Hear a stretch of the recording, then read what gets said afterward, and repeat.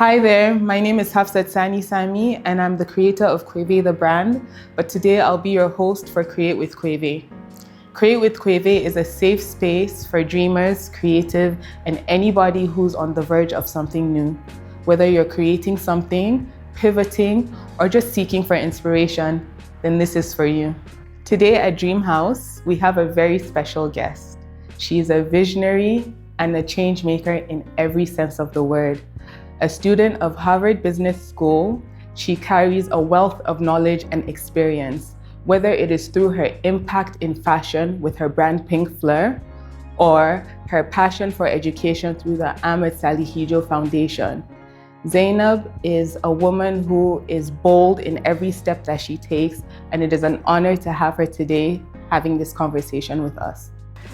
So Zainab, thank you so much for being here with us at Dream House. I've been looking forward to having this conversation with you for such a long time. I've had this conversation with you, but just for the audience, I would love to tell the story about how we actually met. And well, actually we met as kids. Zainab and I actually went to the same primary school and we grew up in the same town. But our creative journeys kind of merged a few years later, which was after I moved back home from school. And she, at that point, was starting off her brand, but she also had this pop-up that she used to host in Abuja, and it was called Style Scenery. And she had invited me to actually come showcase my stuff and to sell my paintings. And at that point, I was actually a painter. So I had no idea I was going to have a textile company or anything, but she invited me to come sell a few things, which I did. And I remember being done with the event and I had made a little bit of money, but to me, it was like a huge amount. And I actually thought that I had conquered the world and I was this like amazing artist who was going to do amazing things. It was literally just a little thing for me, but it was huge. And that was the day that I actually decided I was going to figure out how to have a textile company. Amazing. I didn't know how, but that's the power of delusion. It's like something sparks inside of you and you believe that you're able to create anything and the world just opens up for you. So I would love to hear from you. At what point did your delusions like come to you? When did you decide you wanted to start Pink Fleur or any of your creative ventures? And what like led you to believe that it could actually become real? Well, thank you for having me. I'm so course. excited to be here and talking to you. And I love the story about, I've never heard it before. This is the first time I'm hearing, so I'm so happy about that. So my delusion started, so I would say that Pink Fleur has two beginnings, right? Okay. Because after 10 years, we started again. So I'll tell the story of both times. Okay. So the first beginning was my friend. Basically, she asked me to make some stuff for her. Okay. So you always have to have that first follower. Yeah. The first follower that starts with you, or Yes. the first person that believes in you. That's the person that kind of sparks the delusion, Yes. I think. Yes. So she asked me to make some stuff for her wedding, and not bridal stuff, just things she'd wear after. So I made for her and then took some of the outfits to her wedding and sold them. Oh, I sold wow. out at the time. So I was like, okay, nice. Yeah, right? I'm going to start that. The second one started when I decided after 10 years that this is not how I wanted Pink Fleur to continue. I had to step back and see how I would restart. So I went back to the very beginning and started working on a blueprint for Pink Fleur. And I was working with a fashion consultant at the time, and she asked me, what do I really want to achieve with Pink Fleur? And I told her I want to be in international stores. And immediately she said, okay. Oh, wow. Yeah, you can do it. Let's do this. And I remember going home and crying about this because I'm like, okay, somebody actually believes in me, in the vision and stuff, you know. So I think for the delusion to work, you have to have a follower or somebody that believes in you, because if they do that, it kind of takes it out of being in your head and coming out into reality and the possibility of it happening. Yes. Yeah. I really love that story because it's very important to understand that having people behind you when these delusions are coming up is really important, like having safe spaces that you can actually go into. Share them. And they show up in many different ways, because sometimes it's just like a random stranger that just asks you to do something and you're like, oh, somebody sees value in what I'm able to do, you know? Yeah. So I would say I started Dream House right when I moved back from school. And like we both know, I'm sure you've had the same experiences, but Nigeria isn't super kind to creatives or the creative process. And especially back in the day when Pink Fleur was starting, I feel like you were one of the very few people who was actually starting a fashion brand. Even for me, like coming back home after you had started, it was something to look up to, you know? But I know that this process isn't easy. So if we're speaking honestly, have you ever felt like you wanted to give up? And if so, what is it about the brand or your dream that kept you going? I feel like giving up almost every day. I mean, am I going to deal with power or, you know, just so many inadequacies that is Nigeria? But you know, it's been an amazing journey, and how I've been able to overcome this and constantly not think of giving up is there was a day that I told my assistant to come up with like a one-pager for Pink Fleur and all the things we had achieved. And you know, she sent me like 10 pages of all the stuff we had achieved, and I was like, oh wow, so we have achieved all these things and I'm here thinking that I want to give up. No, I can't give up, you know. So it's something that I do yearly now. I do an audit of what we have achieved in the year. I think if you look back and see what you have achieved, and if you put out goals to say, okay, I'm going to achieve these things, and you achieve them by the end of the year, it's something that makes you want to keep going, right? So this is just what I do to not give up, to be honest. I think it's a really beautiful thing to do, because we get so carried away as creatives sometimes, you know. We work so hard and we have so many ideas of new and improved projects, so it's very difficult for us to actually pause and give ourselves taps on the back. I know that that's something I definitely struggle with. I'm always on to the next thing, and you know, I'm chasing this dream that I know that is big. And even when I've achieved certain things, it's very hard to tell myself like good job, because I know that there's other things that I'm trying to achieve. But I really love what you said about having an audit and just keeping yourself in check, and actually just celebrating yourself sometimes, because it actually does help, right? Yes, it does. So how I do the audit, maybe that might help you, is I use my pictures. So at the end of the year, I use my pictures in January to see what I've achieved February, and I make a note of it and see what do I want to do better next year, what do I want to stop doing, what do I want to start doing. And so all these things are things that would help you just see your vision go through. If you see like where you've done bad, you can see ways of improvement and things like that. I was just about to say, because you saying, you know, making notes of it, it's like keeping a track of your brand almost. Like if you were doing a vision board for a yearly type of thing. So just telling yourself this is working, this isn't working, and just doing what and really being honest with yourself and seeing. And I do it for almost everything in my life now, even my other positions. I use it to track how we're progressing. And progress is good to see progress. When you're in something, you don't usually see progress of where you're going or where you're headed. That is so important. I'm just like loving to hear it from you, because I feel like you're speaking to me also, you know, like learn to take a beat and just like celebrate yourself for the things that you've done. Can you tell us if there's a time during building your brand that it actually felt like, oh, this is working? This story is kind of a very amazing one for me, I would say. During COVID, Quave, I thought would take like a really big hit, honestly. I thought that people would only worry about like necessity and just the things that were important, and a luxury brand or a creative brand wasn't going to be at the forefront of everybody's like head, right?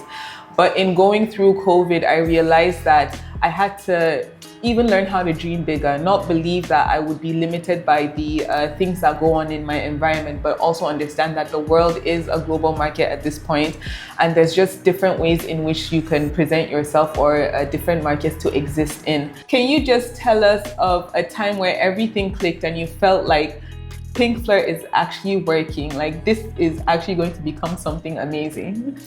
Well, for me, I'll talk about COVID. COVID was really bad for me. That was when I realized that, okay, we're not doing that well. Oh, wow. And we have to change how we do stuff. And that's when we pivoted to being online. Oh, okay. Yes. But this question, I think for me, is when we got our first international order. Okay.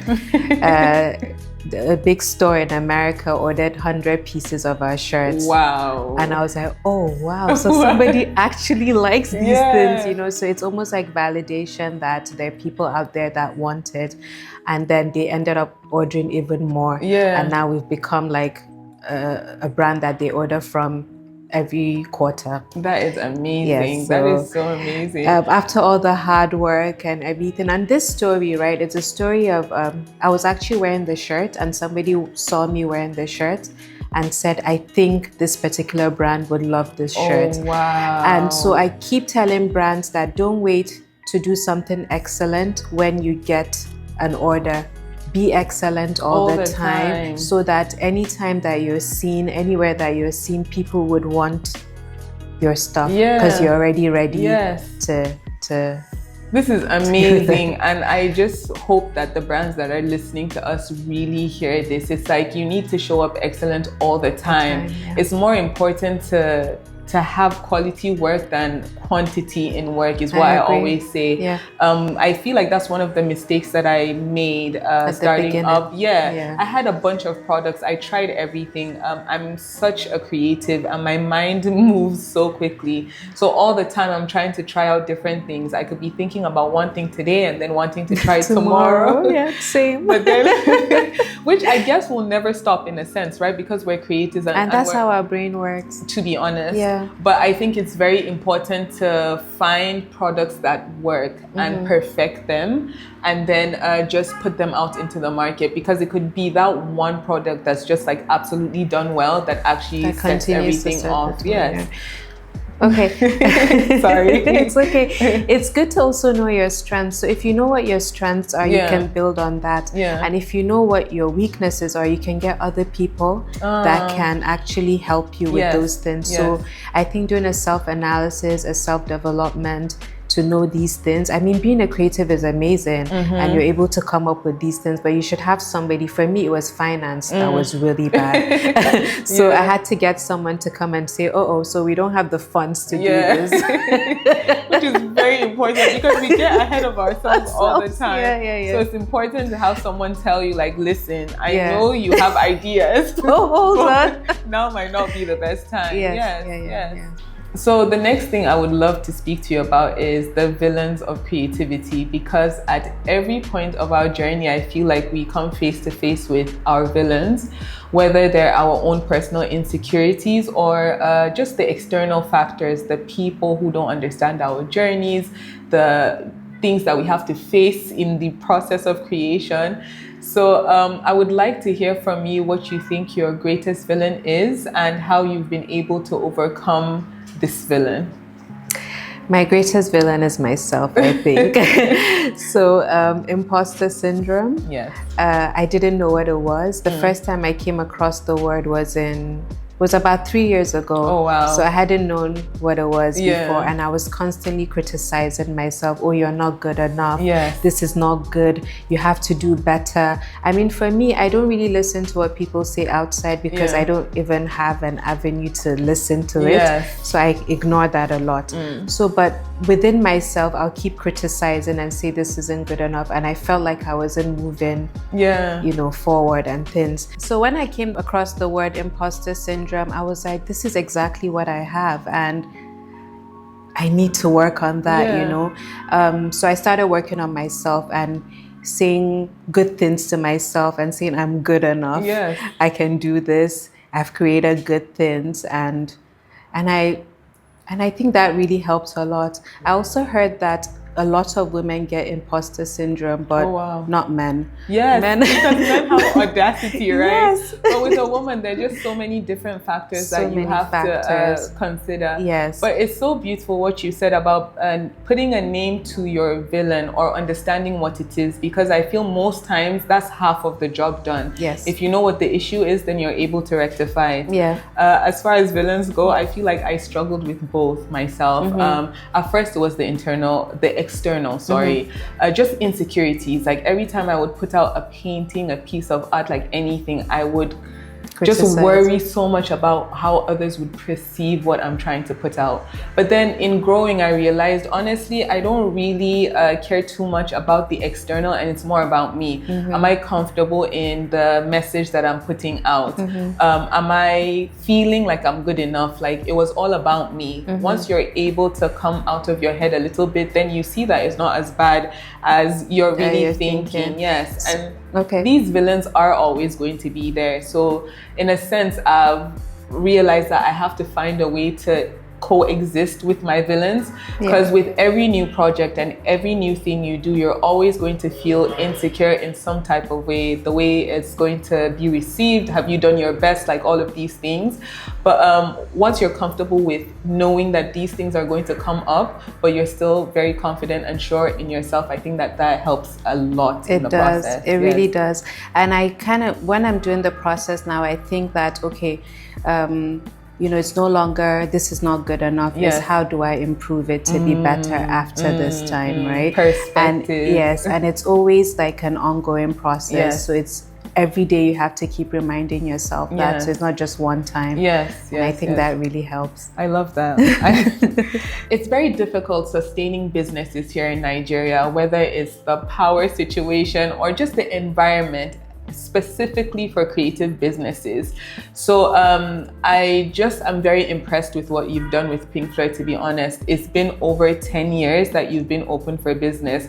And Pink Floyd started around the same time that we all joined Instagram. So we watched it grow from like beginning to where it is now. I'm just so curious to how you've done that. Like what has helped you just keep going and not just sustaining the business, but even in scaling up? What is one thing that it has been most important for you in being able to scale up?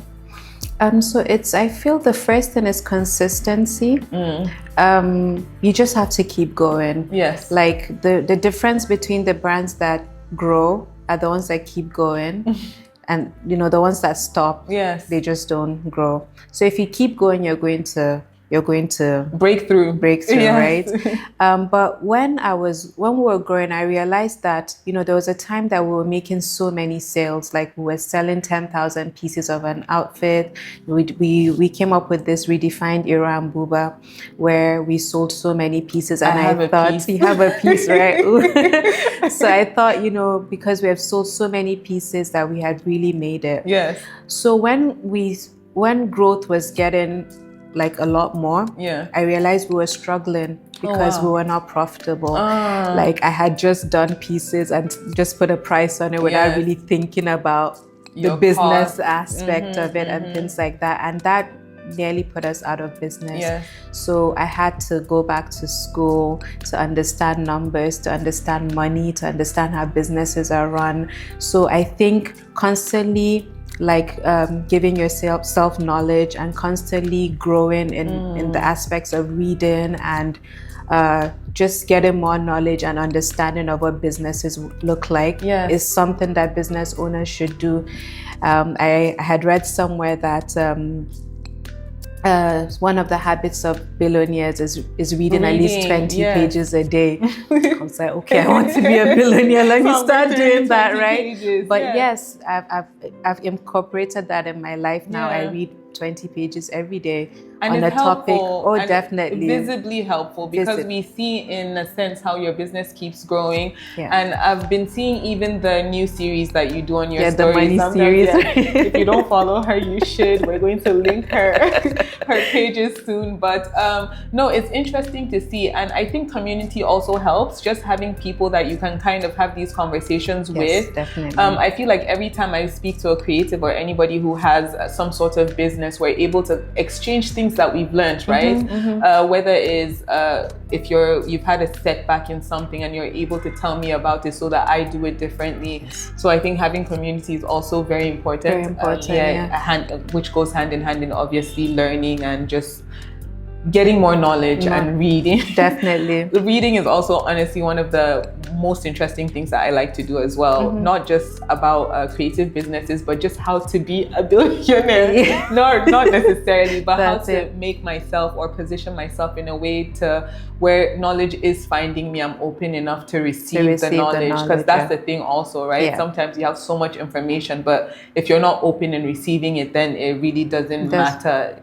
I agree. Yes. I agree. Yeah. So in the business world of fashion, I think it's very important for you to keep like reinventing yourself, which is something we spoke about earlier, but I would like to touch on that a little bit more. So in owning a brand like yours, it's very important for you to keep reinventing yourself to fit the market or find your ideal customer. What I'm curious about is, in your process of reinvention so many times, how have you remained grounded? And if you have actually found yourself like losing your way a little bit in the process, how do you return back to yourself? How do you remind yourself like, this is Zainab, this is my vision, this is what I'm trying to build? Because it's very normal in a creative process to kind of be swayed away in a sense. So I would like to hear from you about that.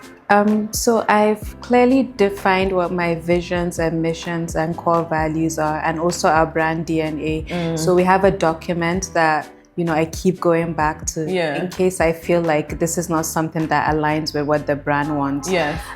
So this is really important because last year, around this time, actually, I was in London and I did our UK launch, and it was also on an international event that there were a lot of brands like John Lewis, ASOS, and things like that were looking for brands that they wanted to buy from. So I was approached by a really big brand, and they had wanted me to sort of change the way I did things, start making see-through clothes and things like that. It was so tempting. Like I just wanted to say, okay, you know. But I had to remember why I started. I remember when I did the second beginning of Pink Fleur, I said I was going to stick to my brand DNA and my brand values and everything because it was very important to me. So I had to say no to that, even though it was a great opportunity. But I mean, after that, we got other opportunities as well. If you let the market decide for you what it should be, you're going to lose your way all the time. So you have to stay grounded and keep remembering what your brand is about, what your DNA is, and why you started the process. I can absolutely relate to this process because I feel like in the beginning of my journey, I was swayed very easily in a sense. I obviously started as a painter, as I mentioned before. So it went from painting the things that I actually wanted to paint to painting things I thought people might want to buy. Because, you know, it's all fun and games being a creative, but you also need the funding to continue to do your creative projects. So I found myself doing that for a long time, commission work, trying to please the market and stuff like that, and just waking up one day and thinking to myself, I don't even paint the same style that I love anymore. I don't even recognize myself in my creativity anymore. So I had to redefine who I was. I had to get clear on who I'm trying to become, what type of brand I'm trying to build. And I think that happens from time to time in a brand, and it's okay to happen because so much happens along the way, but it's just very important to know how to always bring yourself back, or what your anchors are for you. Like you mentioned, you have this document where you just have the information that you need. So I guess I would love to ask you if you could give a little bit of advice in terms of creating such a document, what would you say to the people out there is important to think about when defining yourself as a brand? Okay, so you have to, think of what your values are, what you're not going to break. Like non-negotiables. Non-negotiables, yes. Right? And then when you come up with those, you can think of what your vision is for the brand and what the mission is for the brand, and then kind of go with that. But your non-negotiables, never ever break them, because that's really, really important. And so if you have this your brand DNA, you know what your aesthetics are and all these things, try to stick with those as well. Yes. Because if you go outside of that, you start to lose who you are as a brand. And then the reason why some people are there, like your core clients are there, they start to think, okay, well, what's going on? I don't really understand what's going on, and things like that. So it's really important. Yes, I love that. Thank you. Do you feel like you've arrived? Do you think that you have made it where you're trying to go? Or do you think that you're constantly that delusional dreamer who's always just dreaming up something new? So I think arrival, right? You can arrive but still dream. Yes. Okay, that's okay. Yes. But I'm definitely the delusional dreamer. Yes. I started teaching myself about how to live in the present and enjoy the present and be grateful for whatever it is that happens on the day. Yes. I started my gratitude journal where I would write and say the things that I was grateful for on that day. Yeah. And every day in the morning, I would say today is going to be a beautiful day. And I say this to myself every single morning, right? Like, I'm so intentional about it.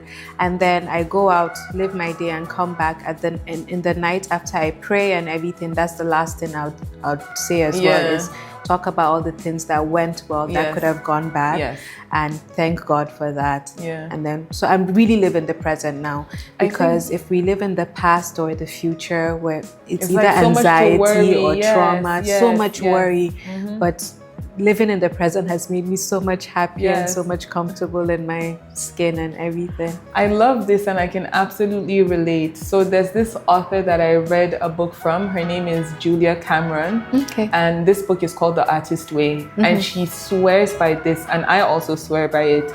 It's like waking up every day and writing 3 pages every day at the start of your day. So you wake up, and all the thoughts that you have waking up, it's like you're journaling. So it could be anything, and it's building a habit, so it doesn't have to go perfectly. You could wake up and not feel like journaling, and you journal. I really don't feel like journaling today, but I'm showing up and I'm doing it anyway. And what this practice is supposed to teach you is kind of to empty the worry before your day even starts. So you're ranting to yourself, you're telling yourself like everything, and it's like once it's all out there, you don't carry it through the day. You're able to be there more present and more grounded, and just able to have more of a clear head. I agree, and I'm going to steal that from you. You should. And a lot of people think all these things is Oimbo stuff. No, it actually works, right? I used to think this way as well, but it actually works. And it sounds cliche in the beginning, right? Yeah. You think if I'm journaling, it's not going to change anything. What is writing in the morning going to do for me? Or what is reading a book going to do for me?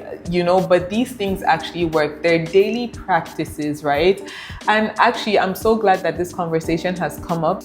In starting any creative journey, I think the one major thing that hinders a lot of creatives is feeling that they don't have enough resources, or they're not good enough where they are to start.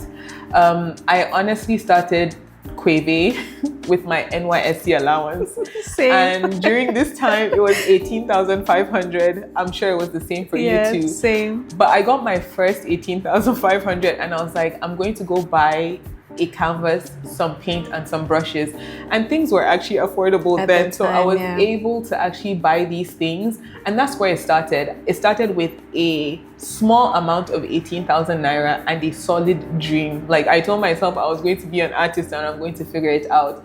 But I want to hear from you. To those people who are looking at you right now and hearing you talk and thinking to themselves, well, I don't have access to the things that you had access to, or I don't have enough resources to get me started as a creative, what would be your advice to them? I would say just start. Like break down the things that you want to do into small little pieces and take it one step at a time. Yes. Because, you know, if you want to start a clothing brand, for example, you probably have to start buying a machine. Yes. So start saving up for that, buy the machine, Yes. and then think of buying the fabrics. If you break it into smaller pieces, it makes it easier. And really, there will never be enough money. For me now, I'm looking for money, but I can never find it. Nobody ever takes me seriously. I'm just a tailor that, you know, Well, right? I feel like they should prepare themselves for the powerhouse that you are, but I do get it. Like, I do get what you're trying to say. Yeah, so just start small, and as I said, break it down into small little pieces. Your first 20K, do something with it. Your first 50K, do something with it. And if you break it down into smaller pieces, it's really doable. Yes. And I would say, honestly, even if you're not buying a machine at first, literally just wake up and start where you are. I love what you said earlier about working on the habits. So maybe you're not at a point where you can actually start actively creating. How about you prepare yourself for when it's time to start creating? So have good habits. Have a routine that you wake up to. Practice your skill. Like, always make sure that you are prepared for when opportunity meets you. So yes, just start where you are. Wake up, show up for yourself, and just try to do better for yourself every day. I agree. And as we said, it does begin with you. Yes, it really does. All about you. It really does. One thing that I believe so strongly in as a creative is the creative journey isn't just about what you make, right? It's about who you become in the process. So I would love to hear from you what advice you would have for your younger self when if it was starting off in the beginning, or if you're looking back on the younger people who are looking up to you and wanting to create, not just create, but to become a better version of themselves while creating. What's the advice that you wish somebody had given to you? I would say you should focus on yourself, focus on making yourself better in every aspect. So you can pick one part of yourself and decide to make better. For example, you can say, okay, I want to be healthier. I want to start drinking more water. And you'd kind of see, after you start doing that, something else will come up that would want you to get better as well. And then be consistent. Like, keep going, whatever failures you have. If you fall down, just dust yourself back up and keep going. And you know, when I started, I was really, really scared of failure, but now not so much. To be honest, I look failure in the face and I'm like, okay, I'll try it. If it doesn't work, fine and good. What's the worst that can happen? I would fail, right? But then you can stand up and do something else again. But at least you have learned something from it. Oh my gosh, this is such an amazing way to end. I just want to commend you for your bravery. Honestly, your story is truly inspiring. And not just for me, I'm sure for anybody who's trying to create a brand. There's just so many things that they can learn from your story. So I would love to thank you for being here in Dream House with us and just teaching us what it is to have a dream and to see it through. Thank you so much. I learned so much from you as well. And I can't wait to, you know, go and talk more and also practice some of the things that you taught me and things like that. Thank you so much for having me in this lovely space. Thank you so much. Thank you so much for tuning in for another episode of Create with Quave. This was our first one, and I can't tell you how excited I was to have Zainab be my first guest. Our story is somewhat of a culmination of how two creative journeys can come together and impact one another in different ways. And I hope that there are things that you have learned from her as much as I have. And we would love to see you next time on Create with Quave.